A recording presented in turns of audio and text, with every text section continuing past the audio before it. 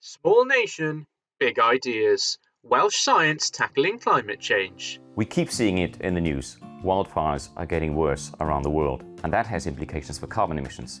Wildfires emit large amounts of carbon, but that's not the whole story. In fact, wildfires can help sequester carbon, and the key to this is this material, charcoal. So what we're doing at Swansea, we're examining the role of charcoal production in the global wildfire cycle. Not all fires are bad, some sequester carbon, others emit carbon.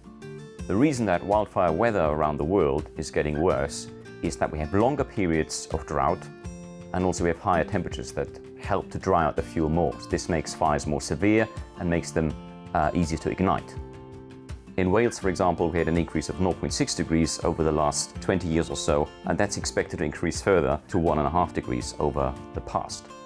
Here at the Centre for Wildfire Research at Swansea, we're looking at how wildfires could be managed to improve those areas that are burned regularly but where fires are actually good overall and help sequestering carbon, but also reduce the emissions in areas where fires have severe impacts, for example in forests.